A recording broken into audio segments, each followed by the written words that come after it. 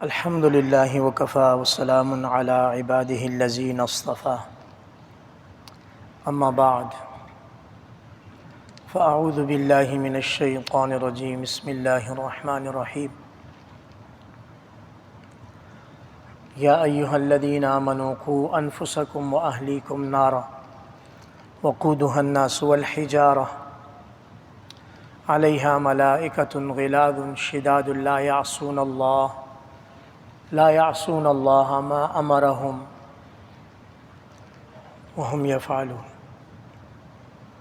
وقال تعالی الذین اذا اصابتهم مصیبہ قالوا انا للہ وانا الیہ راجعون وروی عن النبی صلی اللہ علیہ وسلم انہ قال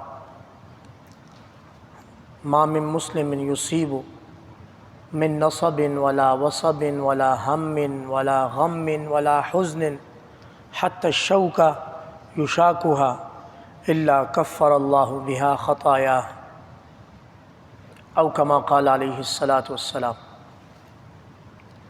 میرے معزز سامعین کرام، السلام علیکم ورحمۃ اللہ وبرکاتہ۔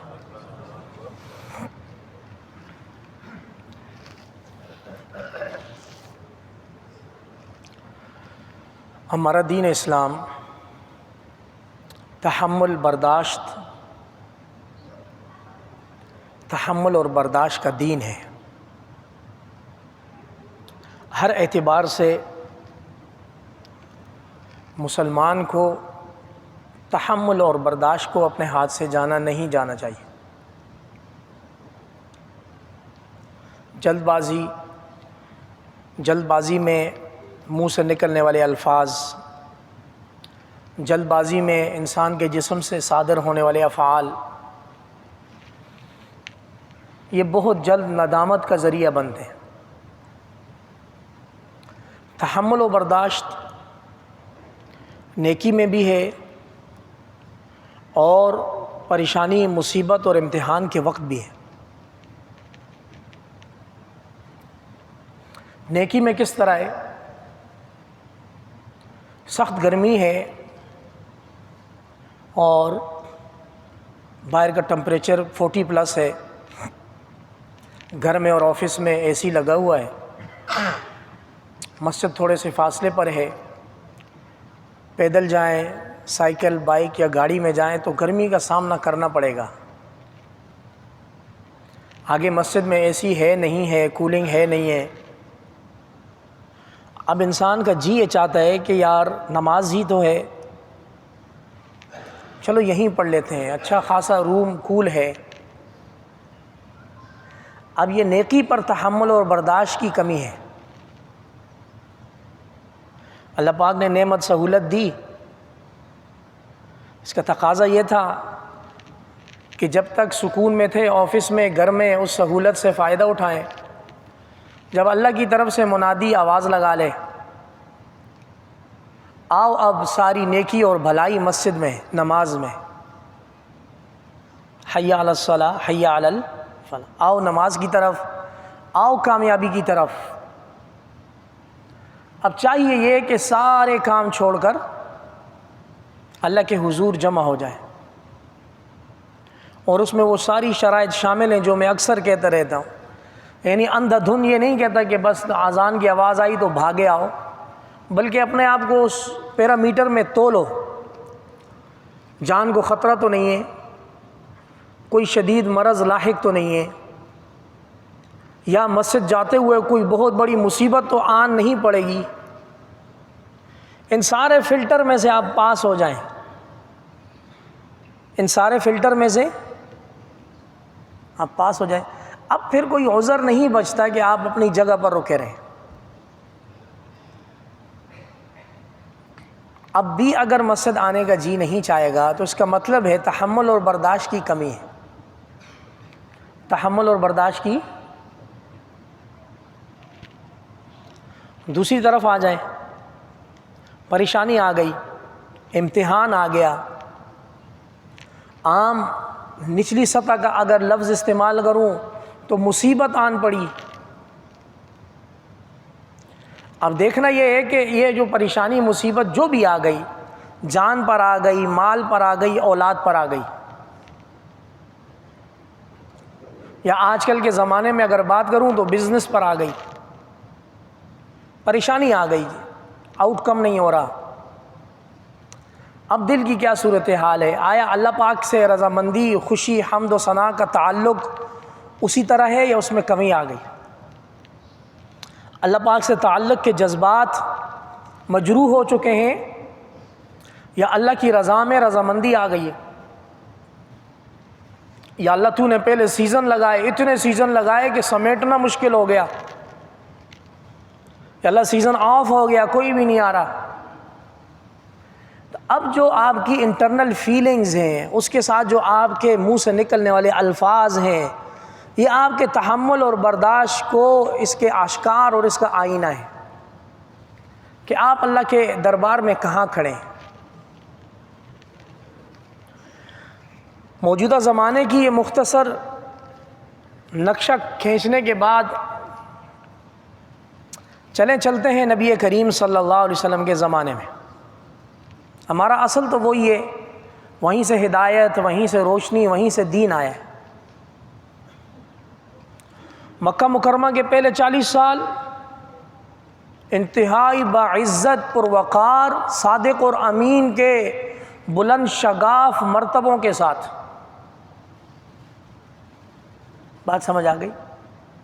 سارے لوگ یہ گمان کرتے تھے کہ محمد صادق الوعد الامین کا اگر رشتہ ہمارے گھر میں آئے تو ہم ایک لمحہ کے لیے انتظار نہیں کریں گے، اپنی بچی محمد کے نام کریں گے.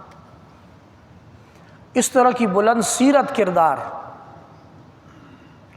اور یہ بھی ایک امتحان پوچھا کہ اگر میں آپ سے کہوں کہ اس پہاڑی کے پیچھے سے ایک لشکر آپ پر حملہ آور ہو رہا ہے، کہ آپ میری بات مانیں گے؟ تو جواب ملا کہ آپ کو ہم نے ہمیشہ صادق الوعد الامین پایا ہے، تو ہم آپ کی اس بات پہ بھی یقین کر کے جنگ کی تیاری کریں گے. اب جیسے یہ کہہ دیا کہ بتوں کو چھوڑ کر، شرک کو چھوڑ کر اللہ کو پکار لیں، ساری کایا آن کی آن میں پلٹ گئی. مشقت، تکالیف، اذیتوں کا ایک لامتناہی سلسلہ شروع ہو گیا.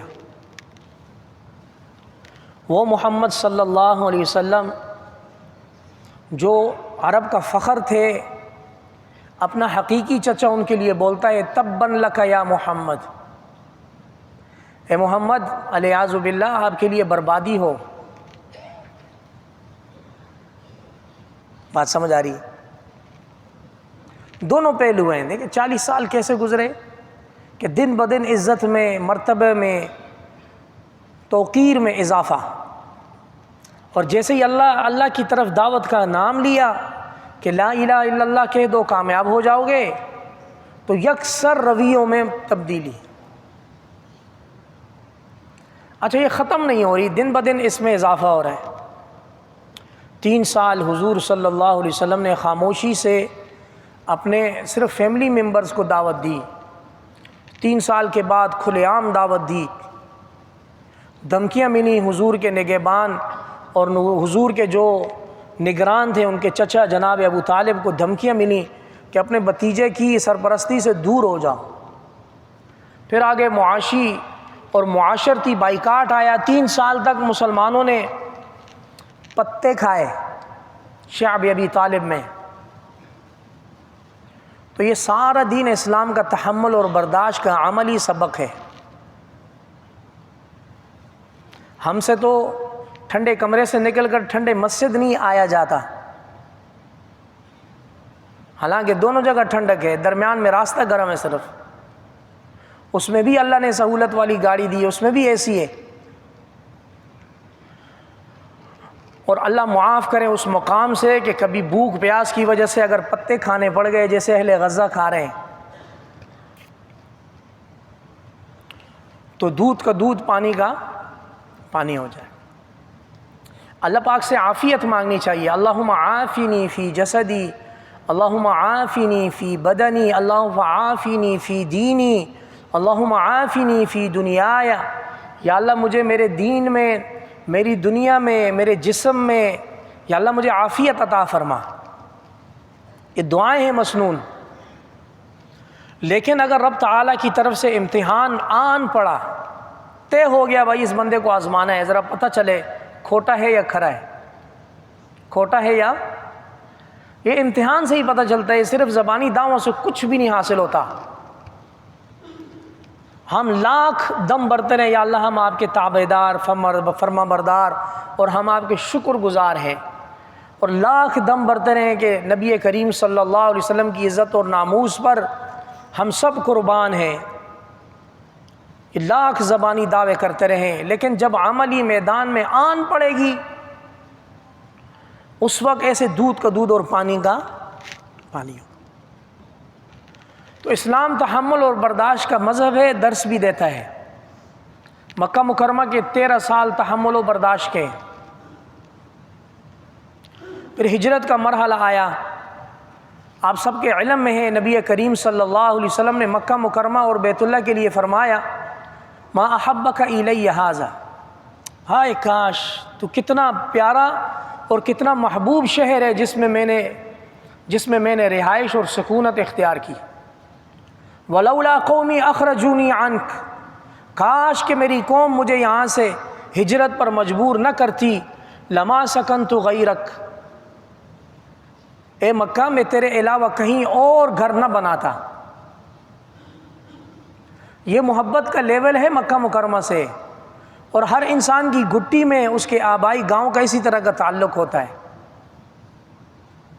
لیکن جب دین کے معاملے میں دین پر عمل کرنا مشکل ہو گیا، اللہ کا حکم آیا، تو مسلمان ایک دفعہ گئے حبشہ، پھر وہاں سے واپس آئے، دوسری دفعہ پھر گئے حبشہ، تیسری دفعہ مسلمان گئے مدینہ منورہ. اپنے دین کو برقرار رکھنے کے لیے، تحمل اور برداشت کے مذہب پر عمل کرنے کے لیے. پھر مدینہ منورہ میں جا کر وہاں کوئی سہولت نہیں آئی، وہاں جنگوں کا، غزوات کا، سرایا کا ایک نہ ختم ہونے والا سلسلہ شروع ہوا. وہاں پہنچے تو مکہ مکرمہ کے مشرکین کو تکلیف ہوئی کہ مسلمان تو مدینہ میں جا کر سکون سے بیٹھ گئے.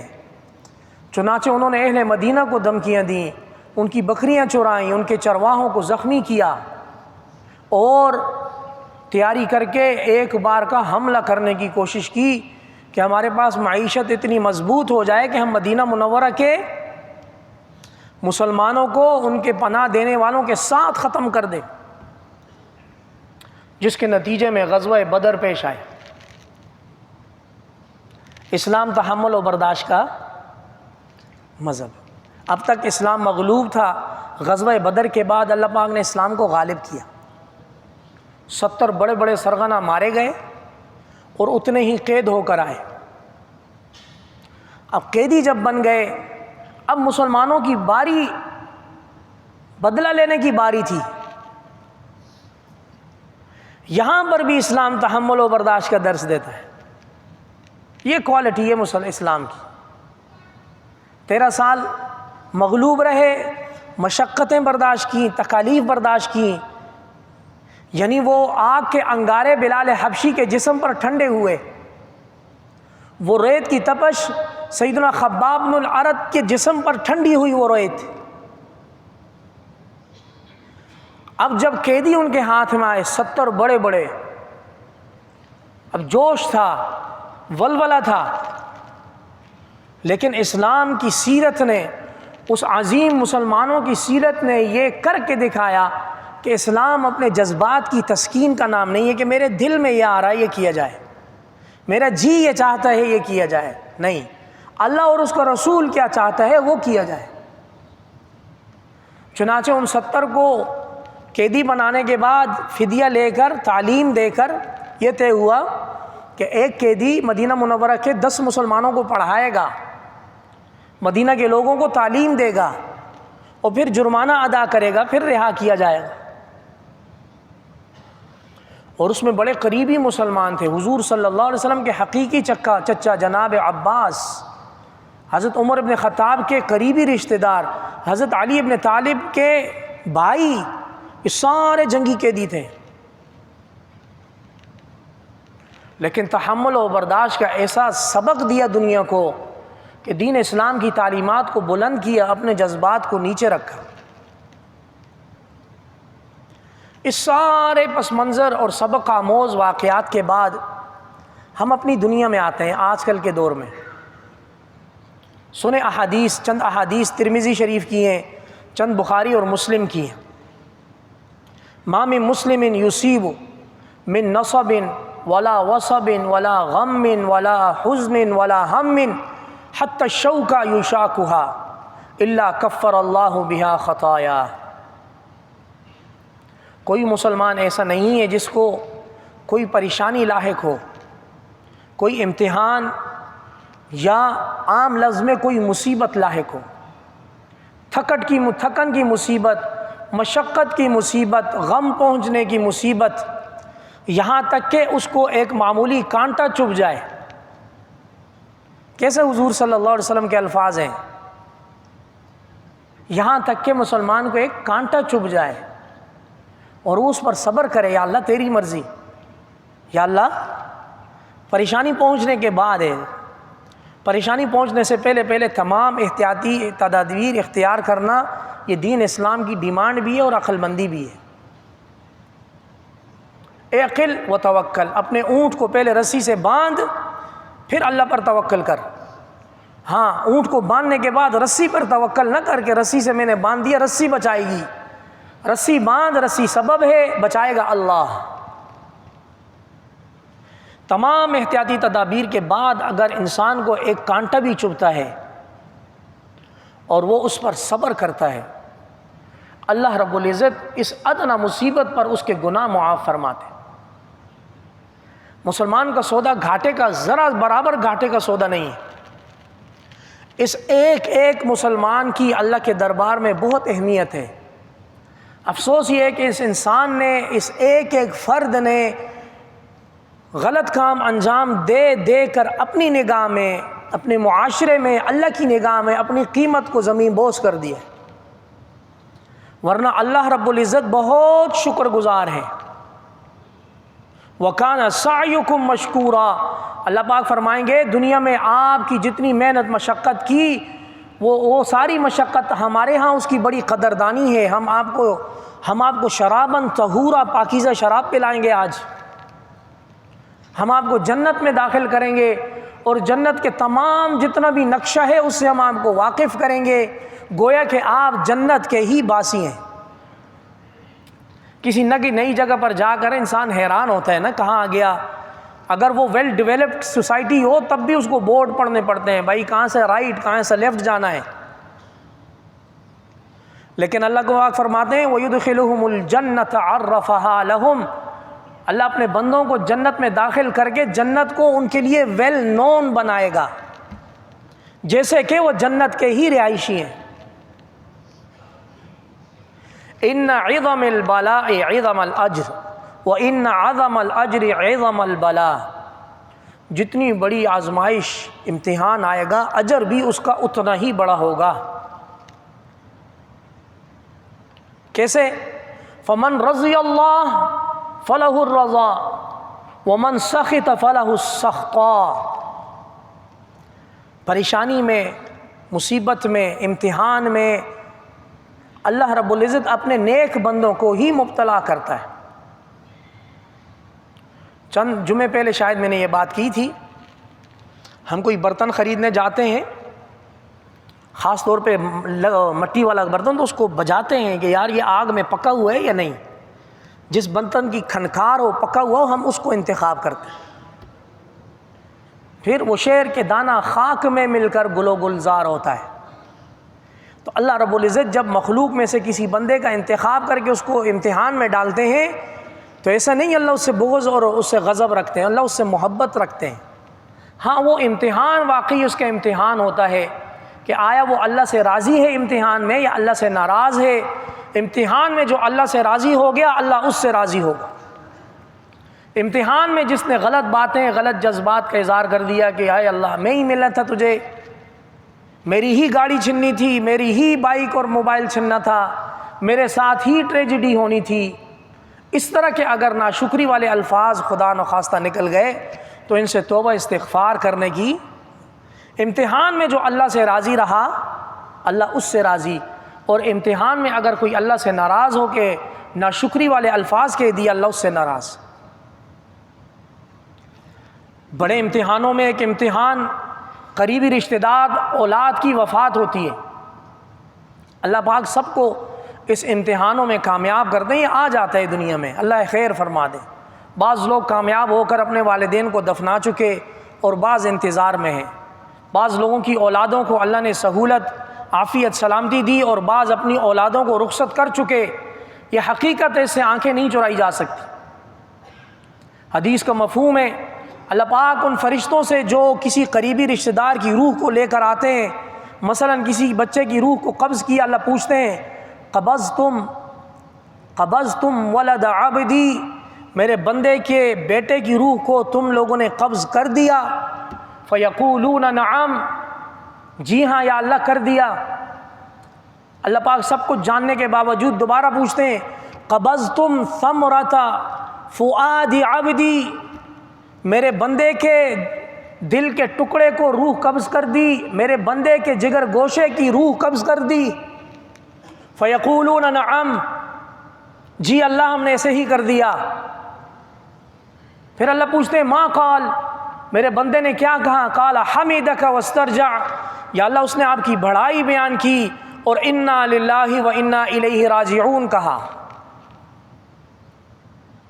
اسلام تحمل اور برداشت کا دین۔ اللہ پاک اسی وقت فرشتوں کو بولتے ہیں ابنوا لعبدی قصرا فی الجنہ، میرے اس بندے کے لیے جنت کے بیچوں بیچ ابھی ایک محل تعمیر کرو۔ دنیا اپنی تمام مصیبتوں پریشانیوں برداشت کے ساتھ مشقتوں کے ساتھ ایک دن ختم ہونے والی ہے، اور ایک آگے آنے والا دن ہے جو بالکل ختم ہونے والا نہیں۔ ہم سب اپنی مرضی سے یہاں نہیں آئے، ہمیں بھیجا گیا ہے۔ جب جس ذات نے ہمیں بھیجا ہے اس ذات کو ہم سے پیار اور محبت ہے۔ اگر وہ ذات کسی اپنے بھیجے ہوئے بندے کا امتحان لینا چاہتی ہے، اس کا مطلب ہے اس ذات کو اس بندے سے بڑا پیار ہے۔ بندے کو چاہیے کہ صبر کا دامن ایک دم جلدی سے نہ چھوڑے۔